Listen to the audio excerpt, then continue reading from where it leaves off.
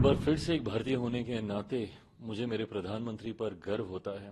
उस दिन जब मेरे प्रधानमंत्री जी ने अपने संबोधन में ही बोला कि आज की तारीख में जब भारत बोलता है तो दुनिया सुनती है, और हकीकत है। जिस तरीके से भारत प्रधानमंत्री जी के माध्यम से एक मजबूत पहचान को स्थापित करने में कामयाब रहा है, ये एक नए भारत की दिशा में, एक विकसित भारत की दिशा में भारत के मजबूत कदम है। हमारी आबादी, जो कई देश सोचते हैं कि संभवतः हमारी लायबिलिटी होगी, उसको कैसे हम लोग एसेट में कन्वर्ट करें, इस सोच के साथ हमारे प्रधानमंत्री आगे बढ़ रहे हैं। एक बार फिर से एक भारतीय होने के नाते मुझे मेरे प्रधानमंत्री पर गर्व होता है।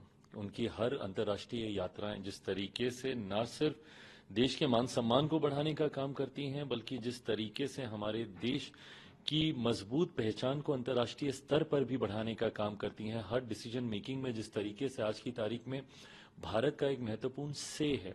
उस दिन जब मेरे प्रधानमंत्री जी ने अपने संबोधन में ही बोला कि आज की तारीख में जब भारत बोलता है तो दुनिया सुनती है, और हकीकत है, भारत जब आज की तारीख में बोलता है तो दुनिया सुनती है, क्योंकि भारत का वो कंट्रीब्यूशन अब रहा है हर क्षेत्र में।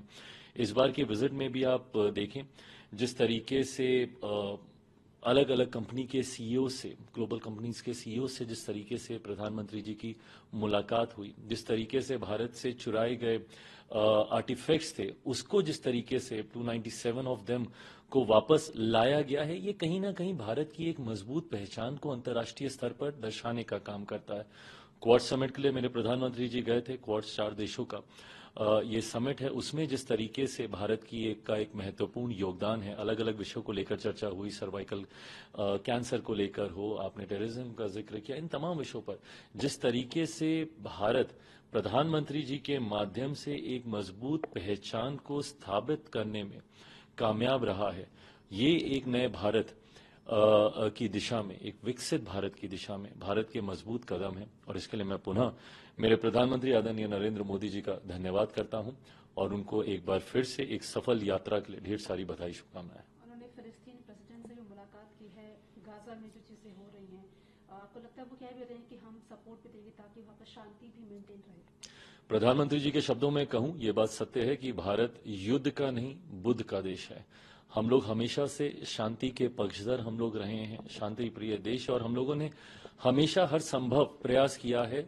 देश के, दुनिया के अलग अलग कोनों में कहीं पे भी अशांति होती है तो किस तरीके से वहां पे शांति स्थापित की जाए, मध्यस्थता हम लोग करने में अगर कहीं पे भी सफल रहे। मुझे लगता है बहुत कम राष्ट्र अध्यक्ष ऐसे होंगे जो दो अलग अलग युद्ध जिन देशों के बीच में चल रहा हो, दोनों के साथ उनके रिश्ते अच्छे रहे हों। जहां एक तरफ हमारे प्रधानमंत्री जी रशिया भी जाते हैं तो वहीं दूसरी तरफ दोनों देशों के बीच में मध्यस्थता कराने का भी कार्य हमारे प्रधानमंत्री जी करते हैं। तो ऐसे में ये जो मुलाकात उनकी हुई है फलस्तीन के राष्ट्राध्यक्ष के साथ, ये पुनः हमारी सरकार, हमारे देश की उस सोच को दर्शाता है जहां पे हम लोग शांति के माध्यम से, चर्चा के माध्यम से, वार्तालाप के माध्यम से बड़ी से बड़ी समस्या का हल निकालने की संभावना ढूंढने का प्रयास करें। हम लोगों की आबादी आज की तारीख में हमारी ताकत है। हमारे प्रधानमंत्री जी की खूबसूरत सोच है कि उन्होंने आपदा तब को अवसर में बदलने का उन्होंने काम किया। कोरोना के दौरान जब दुनिया भर में पेंडेमिक था,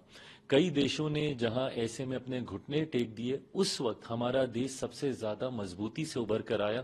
हमने न सिर्फ अपने देशवासियों को बचाने का काम किया, बल्कि दूसरे देशों में भी वैक्सीन पहुंचाकर उनके लोगों को भी हम लोगों ने बचाने का काम किया। तो ऐसे में आज की तारीख में जो हमारी आबादी, जो कई देश सोचते हैं कि संभवतः हमारी लायबिलिटी होगी, उसको कैसे हम लोग एसेट में कन्वर्ट करें, इस सोच के साथ हमारे प्रधानमंत्री आगे बढ़ रहे हैं।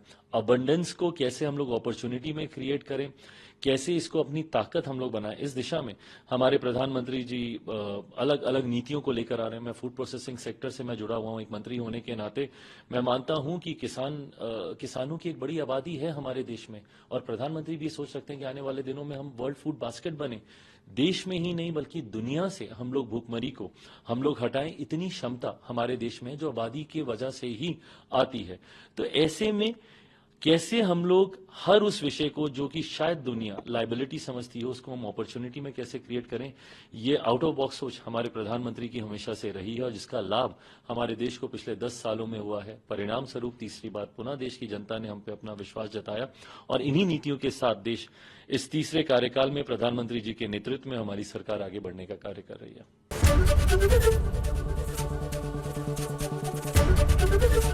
एबीपी गंगा, खबर आपकी, जुबान आपकी।